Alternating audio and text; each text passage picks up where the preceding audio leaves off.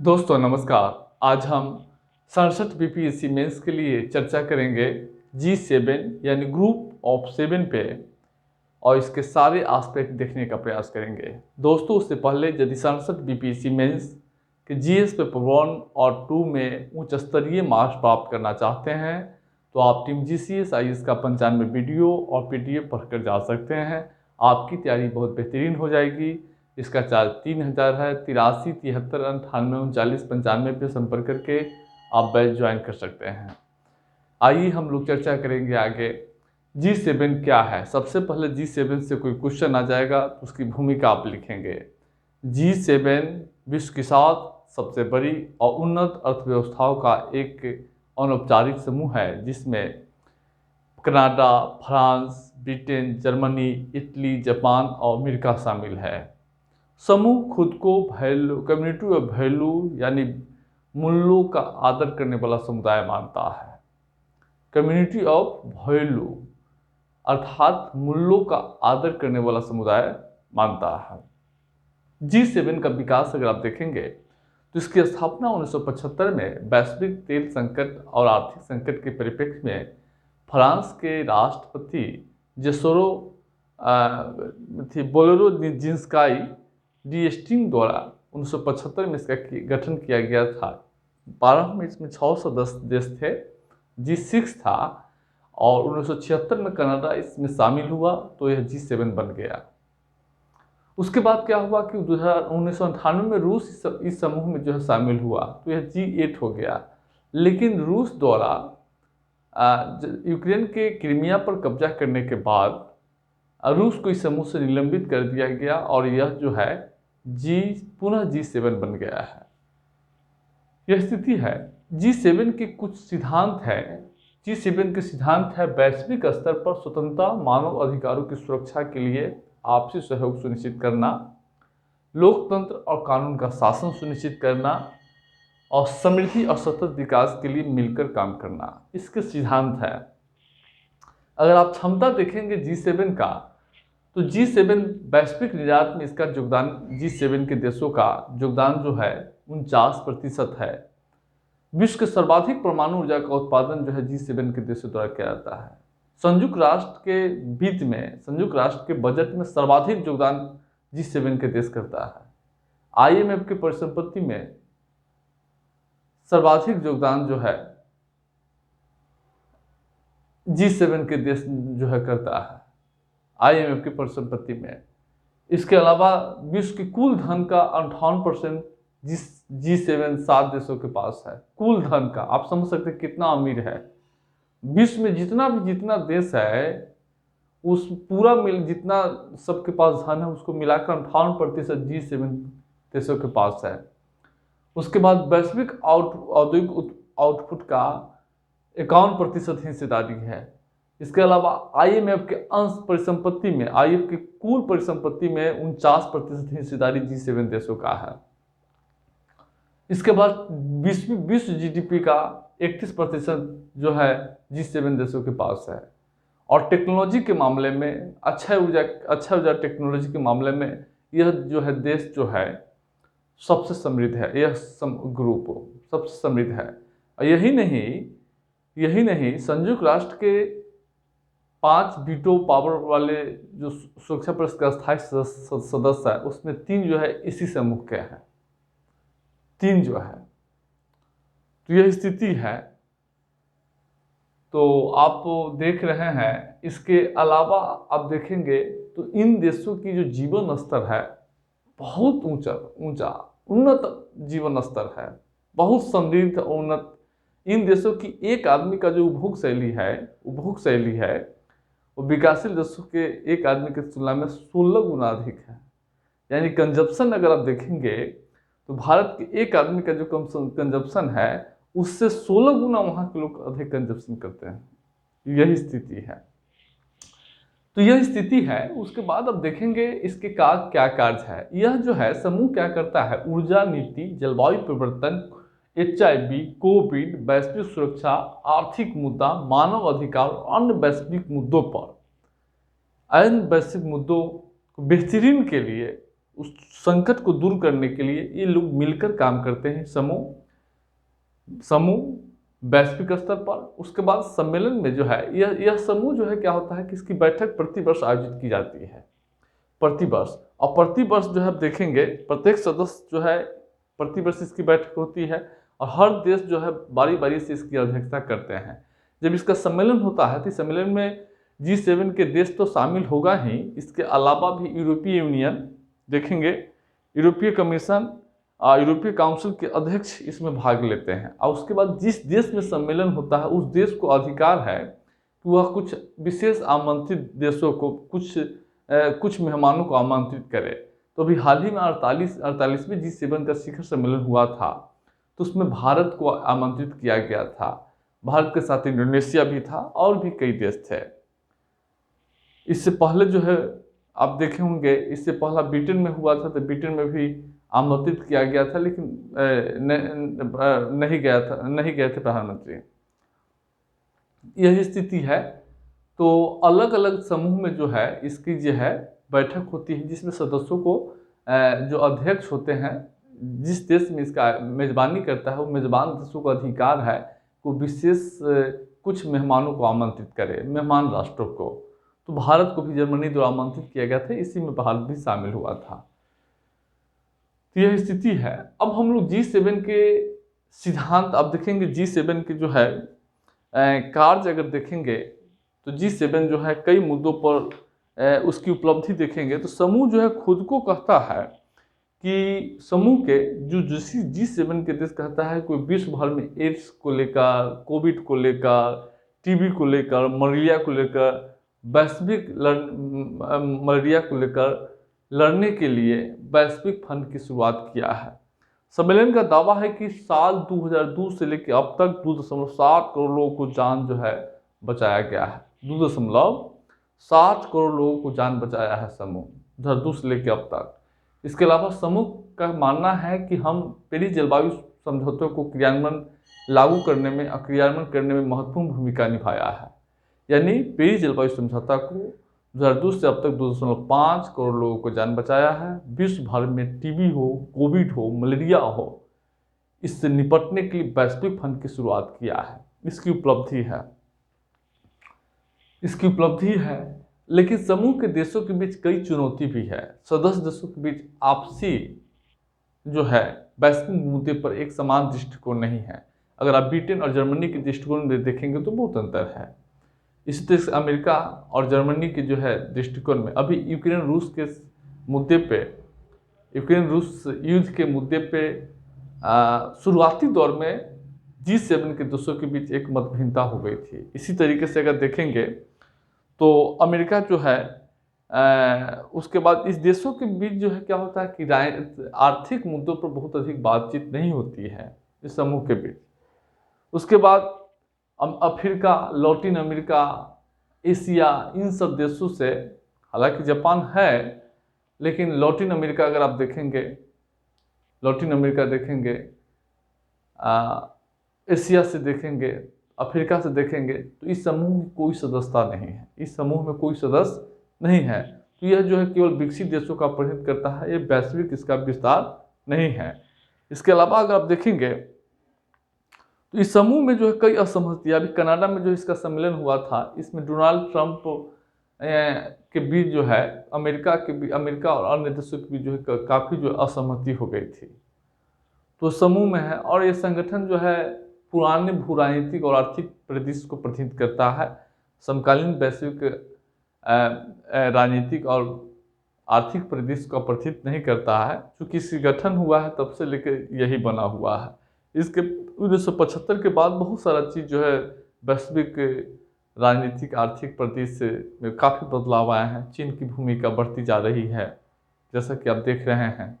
Ukraine रूस संकट है, अफगानिस्तान संकट है, ईरान के परमाणु कार्यक्रम के मुद्दे हैं, हिंद प्रशांत क्षेत्र में जो है एक अस्थिरता पैदा हुई है। तो काफ़ी बदलाव आया है, लेकिन संगठन पुरानी स्थिति में ही है। तो अभी हम विस्तार के मुद्दे पर हम चर्चा करेंगे। जैसा कि जानते होंगे G7 के 46वां शिखर सम्मेलन जो है अमेरिका में होना था। होना था जून 2020 में, लेकिन अमेरिकी राष्ट्रपति जो है G7 के 46वां शिखर सम्मेलन को स्थगित कर दिया और G7 को G10 या G11 कहकर संबोधित किया और कहा कि इसमें भारत को, रूस को, ऑस्ट्रेलिया को, दक्षिण कोरिया को भी शामिल किया जाएगा। यानी G10 या G11 कहकर डोनाल्ड ट्रंप जो है इसको संबोधित किया था। तभी से G7 के विस्तार की परिकल्पना जो है तेजी से जो है चल रही है। तो आखिर G7 के विस्तार क्यों किया जाएगा, इसके पीछे रीजन देखिए क्या है। सबसे बड़ा यह पुराना प्रज्ञा संगठन है। इसकी स्थापना 1975 में हुआ था, तब से लेकिन इसमें किसी प्रकार का बदलाव नहीं किया गया है। वैश्विक मुद्दों को उचित तरीके से प्रतिनिधित्व नहीं करता है, क्योंकि आप जैसा कि जानते होंगे कि विश्व के 7 विकसित देशों का ही प्रतिनिधित्व है। इसमें अफ्रीका का, एशिया से, आप देखेंगे लैटिन अमेरिका से इसका प्रतिनिधित्व नहीं है। और साथ ही साथ अगर मान लीजिए अलग अलग क्षेत्रों से अगर समूह नहीं होगा तो वैश्विक मुद्दों पर प्रतिनिधित्व नहीं करेगा। उसके बाद 1975 के बाद वैश्विक भू राजनीतिक और आर्थिक परिदृश्य में काफ़ी बदलाव हुआ है। जैसा कि बोले हैं कि चीन की भूमिका बढ़ती जा रही है। यूक्रेन रूस के मुद्दे पर जो है विश्व जो है असुरक्षित फील कर रहा है, संकट में है। छोटे छोटे जो द्वीपीय राष्ट्र है, छोटे छोटे राष्ट्र है, उसकी संप्रभुता खतरे में है। अफगानिस्तान में अस्थिरता की स्थिति बनी हुई है। म्यांमार में सैन्य शासन है, देख रहे हैं। ईरान के परमाणु मुद्दों पर जो है अलग अलग देश जो है पश्चिम एशिया में अलग अलग गुटों का निर्माण किया जा रहा है। तो ऐसी स्थिति में काफ़ी चीज़ें बदल गई है, लेकिन समूह पुराने हैं। नई नई चुनौती पैदा हो रही है, जैसा कि अभी बोले हैं वही सब चुनौती है। इसलिए इसकी विस्तार की परिकल्पना और खास करके 46वां शिखर सम्मेलन से इसकी विस्तार का मुद्दा जो है जोर पकड़ रहा है। इसमें भारत को, दक्षिण कोरिया को, ऑस्ट्रेलिया को शामिल करने की बात जो है कही जा रही है। अगर आप देखेंगे तो इसके विस्तार से भारत को क्या लाभ होगा। अगर आप देखेंगे तो इसके विस्तार से आप देख रहे हैं यहाँ पे क्षमता, अगर इसका सदस्य अगर बनेगा, बड़े बड़े लोगों के साथ आप दोस्ती करते हैं तो आपको कुछ मिलता है ना। गरीबी दूर होगा, संकट में साथ सहयोग करेगा, संकट में सहयोग करेगा, आपके जीवन स्तर को उठाने का प्रयास करेगा।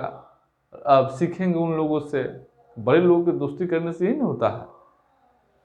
तो सबसे पहले क्या है कि पूंजी प्रवाह, चूंकि विश्व की कुल धन का 58% इन देशों के पास है। तो भारत की सशक्ता बनेगा तो आपसी संबंध मजबूत होंगे, कारोबारी रिश्ते मजबूत होंगे। इससे क्या होगा, FDI का अंतर प्रवाह तेज होगा, पूंजी प्रवाह इन देशों से भारत की ओर बढ़ेगा।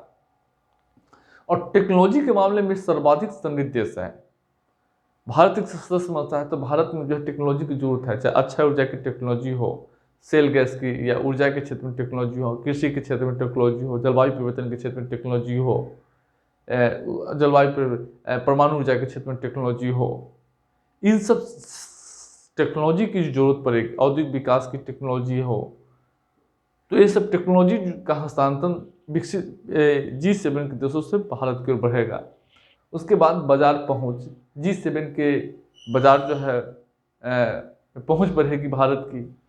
उसके बाद भारत एक सदस्य बनता है तो भारत के वैश्विक प्रोफाइल में वृद्धि होगा, वैश्विक महत्व में वृद्धि होगा। उसके बाद भारत इस समूह का सदस्य बनता है तो वैश्विक चुनौतियों को दूर करने में वो विकसित देशों के साथ मिलकर काम करने का भारत को अवसर प्राप्त होगा। उसके बाद जैसा कि जानते हैं कि भारत लंबे समय से संयुक्त राष्ट्र सुरक्षा परिषद के अस्थायी सदस्यता के दावेदार है। अगर और यूएनओ के सुरक्षा परिषद के अस्थायी सदस्यता के 3 देश इसी G7 के हैं।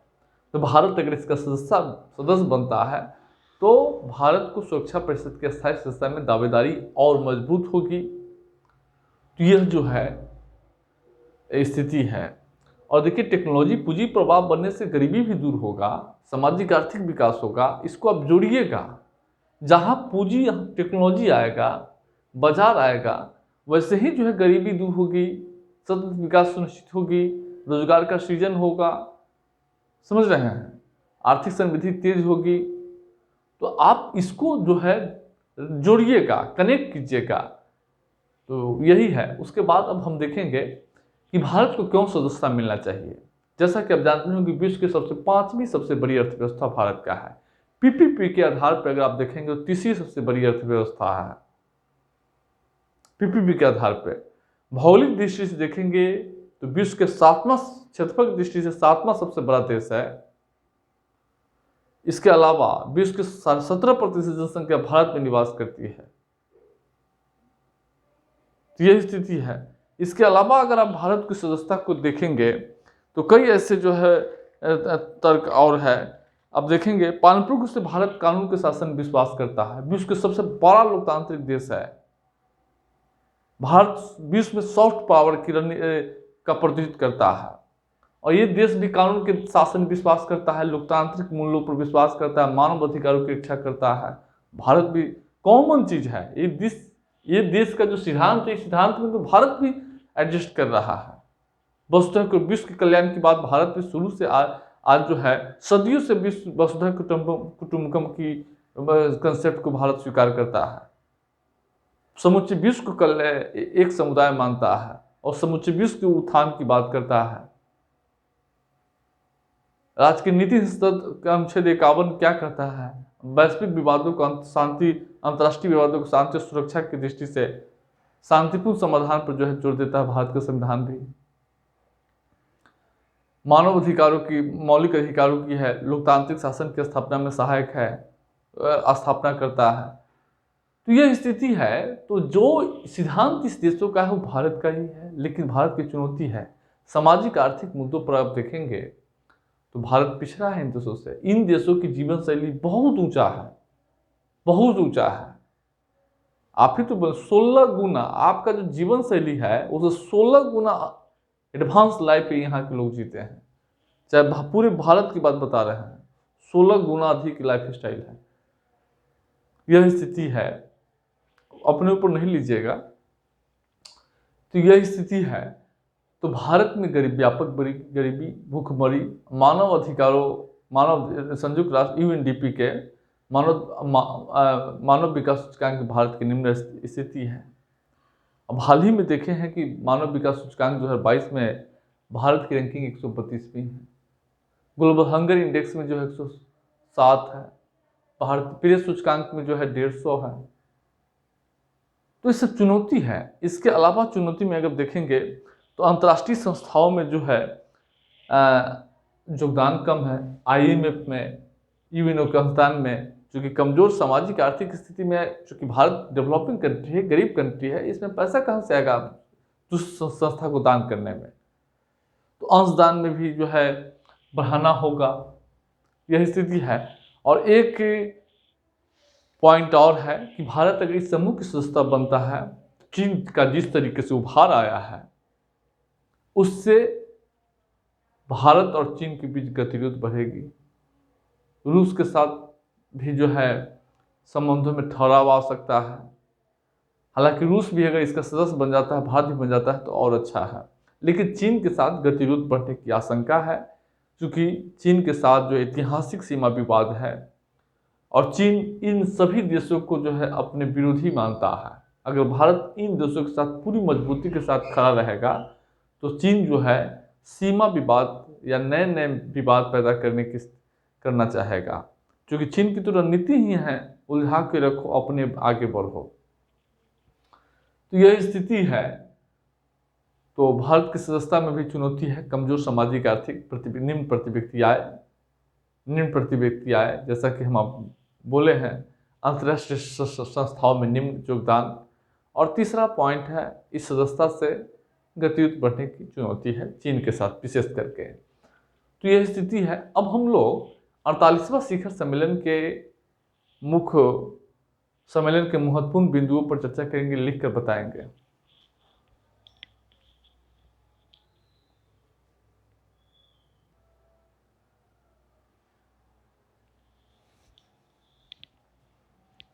तो हम लोग G7 के 48वां शिखर सम्मेलन के मुख्य बिंदुओं पर एक बार प्रकाश डालेंगे। तो इसमें देखिए, G7 का 48वां शिखर सम्मेलन 26 से 28 जून 2022 को जर्मनी के एल्मे में आयोजित की गई थी।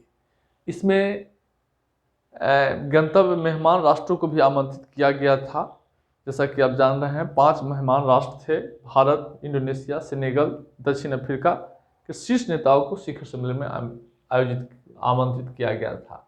भारत के प्रधानमंत्री भी गए थे और प्रधानमंत्री भी को G7 के 3 सत्र में शामिल जो है टिप्पणी करने का मतलब बोलने का अवसर जो है मिला था। इसके अलग अलग सत्र होते हैं, लिंग समानता हो, खाद्य सुरक्षा हो, यूक्रेन संकट हो, कोविड हो, तो अलग अलग सत्र में 3 सत्र में प्रधानमंत्री जो है शामिल हुए थे।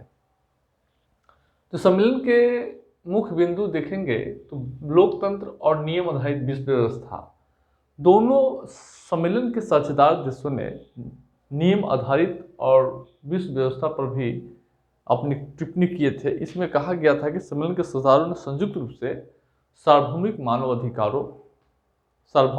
अधिकारों की रक्षा, नियम आधारित बहुपक्षीय व्यवस्था और लोकतंत्र के लचीलापन की रक्षा करने का संकल्प दोहराया। यानी साझेदारों ने आपस में सार्वभौमिक मानवाधिकारों की रक्षा, लोकतंत्र के लचीलापन और नियम आधारित बहुपक्षीय व्यवस्था की रक्षा के लिए संकल्प जो है लिया है। दूसरा है जलवायु परिवर्तन। सदस्य देशों ने वैश्विक तापमान वृद्धि को 1.5 डिग्री सेल्सियस तक सीमित करने के लिए पेरिस जलवायु परिवर्तन समझौते कार्यान्वयन का आह्वान किया। साथ ही साथ जो है इसके लिए एक जलवायु क्लब स्थापित करने पर सहमति व्यक्त किया है। यह जलवायु क्लब 2022 के अंत तक स्थापित किए जाएंगे, याद रखिएगा। इसके अलावा सदस्य देश जो है कार्बन रहित सड़क के निर्माण पर भी जो है सहमति जताया। साथ ही साथ बिजली 2035 तक बिजली के क्षेत्र में कोयले के कम करने की प्रतिबद्धता को भी व्यक्त किया। इसके बाद अर्थव्यवस्था में सदस्य देशों ने इस बात पर सहमति जताया कि वैश्विक जीवन लागत जो है, या आप कह सकते हैं कि नागरिकों की बढ़ती जीवन लागत को कम करने के लिए वैश्विक अर्थव्यवस्था को स्थिर और बदलने में आर्थिक सुरक्षा, अर्थव्यवस्था के बीच सहयोग बढ़ाने का जो है संकल्प जो है दोहराया है। यूक्रेन रूस युद्ध में रूस के एक तरफा कार्रवाई का जो है निंदा किया गया था और साथ ही साथ ये संकल्प दोहराया कि यूक्रेन को तब तक सहायता किया जाएगा जब तक जो है युद्ध समाप्त नहीं हो जाता है। यूक्रेन को इस दौरान हर प्रकार की सहायता की बात की गई थी, मानवीय सहायता हो, राजनीतिक सहायता हो, अस्त्र सामरिक सहायता हो, सभी तरह की सहायता देने की बात की गई थी और रूस की एक तरफा कार्रवाई को और यूक्रेन पर हमला की निंदा की गई थी। और ऊर्जा सुरक्षा के लिए सदस्य देशों ने भी कई प्रकार की निर्णय जो है लिए हैं। इसके अलावा खाद्य सुरक्षा, सदस्य देशों ने विश्व स्तर पर भूख कुपोषण को समाप्त करने के लिए और रूस के खाद्यान्न हथियारबंदी को लेकर निंदा किया गया था। वैश्विक स्तर पर खाद्य और पोषण सुरक्षा सुनिश्चित करने के लिए एक नए गठबंधन की बात जो है की गई है और इसके लिए जो है $4.5 बिलियन की राशि प्रदान करने की बात जो है की गई है। कोविड-19 में अधिक से अधिक वैक्सीनों की आपूर्ति के लिए और भविष्य की महामारियों को नियंत्रित करने के लिए जो है सदस्य देशों द्वारा सहमति व्यक्त किया है। खाद्य सुरक्षा हो गया, उसके बाद जो है वैश्विक बुनियादी ढांचा और निवेश, वैश्विक बुनियादी और ढांचा और निवेश पर जो है सदस्य देशों के बीच एक नए साझेदारी के माध्यम से आगे बढ़ने पर संतोष जताया गया है। इसमें जो है भारत, इंडोनेशिया और अन्य देशों के साथ जो है ऊर्जा पार्टनरशिप जो है, एनर्जी पार्टनरशिप बनाने पर भी जो है, नई एनर्जी ट्रांसमिशन पार्टनरशिप बनाने पर भी जो है या साझेदारी करने पर भी जो है एक मत जाहिर किया गया है। तो यह है, ये जो है बहुत ज़्यादा इम्पोर्टेंट नहीं है, इम्पोर्टेंट यह है, इसको ध्यान रखिएगा। क्योंकि क्वेश्चन जब पूछा जाता है तो जिसमें भारत का इंटरेस्ट रहता है वही पूछा जाता है। चूँकि जिसमें भारत का इंटरेस्ट नहीं है वो क्वेश्चन नहीं पूछा जाता है। तो इस पे याद रखिएगा, ये पॉइंट जो है बहुत महत्वपूर्ण है, इसीलिए इसको हम विशेष रूप से चर्चा करेंगे।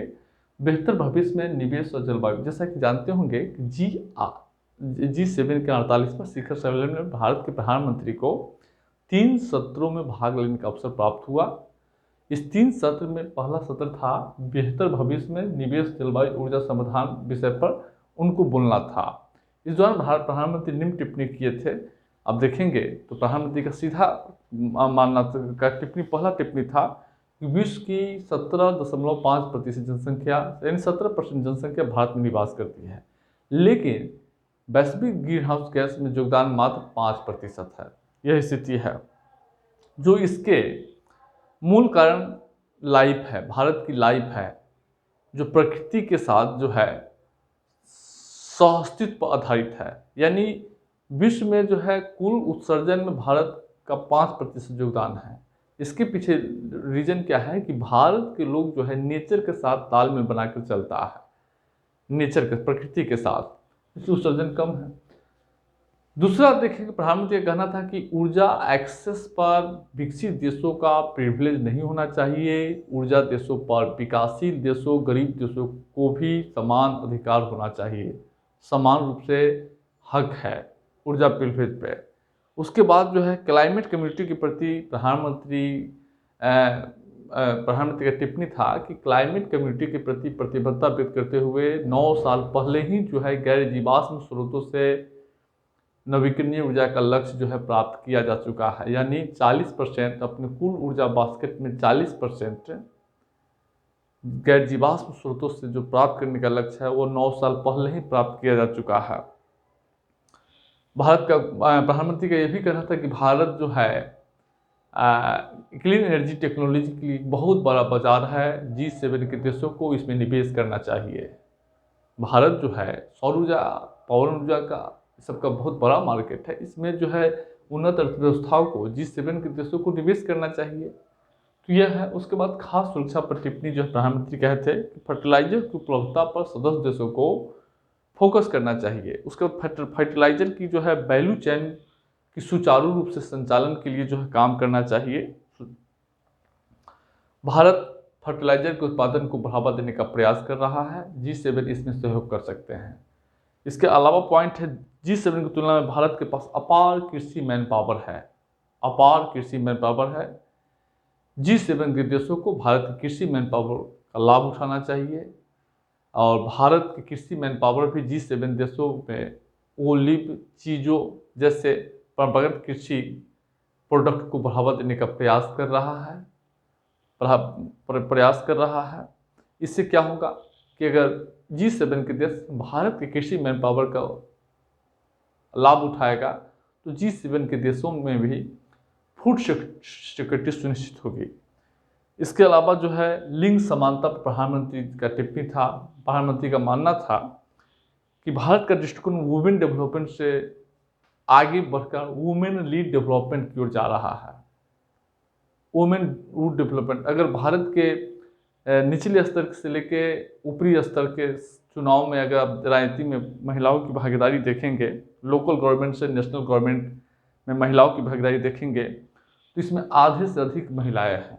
लोकल गवर्नमेंट यानी स्थानीय पंचायत से लेके संसद तक राजनीति में महिलाओं की भागीदारी देखेंगे तो इसमें 50% के आसपास ठहरता है, आधी महिलाएं ठहरता है। और यही इसके बाद जो है प्रधानमंत्री का ये भी कहना था कि कोरोना काल महामारी के दौरान जो है 6 मिलियन से अधिक महिला फ्रंटलाइन वर्कर जो है लोगों के जीवन स्तर में को सुरक्षित करने, महामारी को रोकथाम करने, लोगों की सुरक्षा करने में अपनी महत्वपूर्ण भूमिका निभाया है। तो लिंग समानता पे हम आपको बता रहे हैं। अब प्रश्न है कि G7 में भारत के प्रधानमंत्री की भागीदारी से भारत को क्या लाभ होगा। सबसे बड़ा लाभ होगा राजनीतिक महत्व।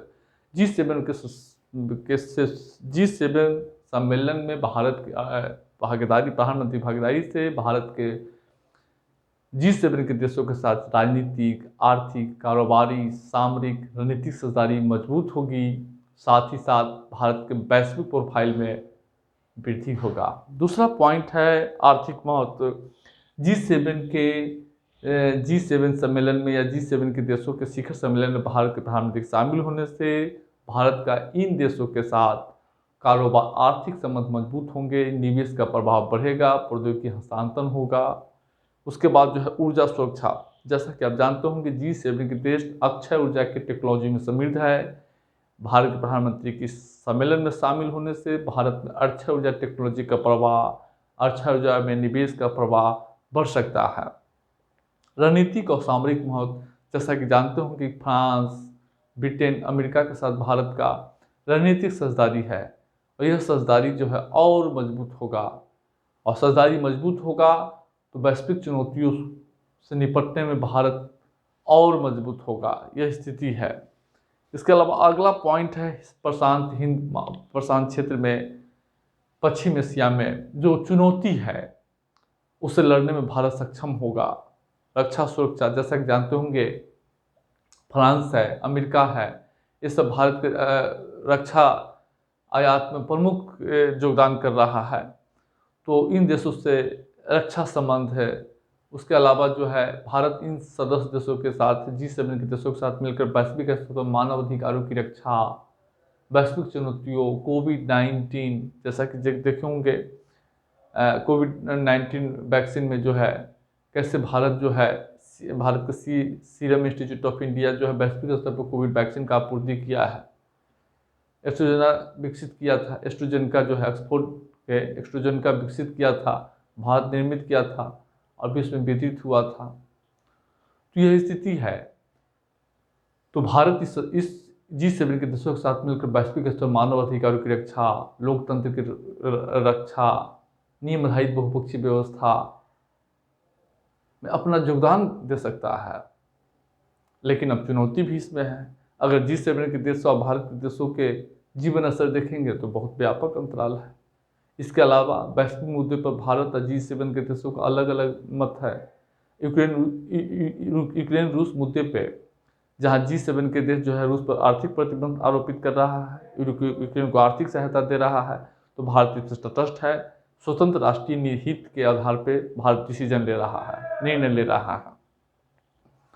यह है। उसके बाद G7 के देशों की प्राथमिकता अलग है और भारत की प्राथमिकता अलग है। भारत की सबसे बड़ी प्राथमिकता है गरीबी, बेरोजगारी, खास सुरक्षा सुनिश्चित करना, सतत विकास में सुनिश्चित करना।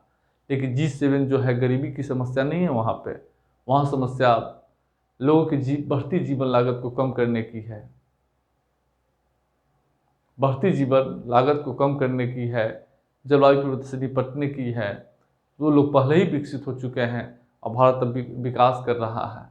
तो दोनों के प्राथमिकताएं जो है अलग अलग है, लेकिन इसके बावजूद अगर भारत को G7 की सदस्यता मिलता है तो भारत के अंतर्राष्ट्रीय प्रोफाइल में वृद्धि होगी।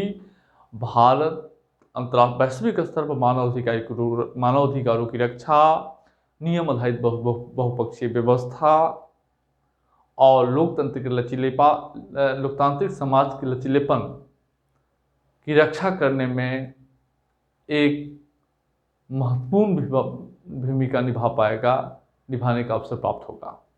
यह स्थिति है, आप इसको देख लीजिएगा। अब आगे की वीडियो पर चर्चा करेंगे।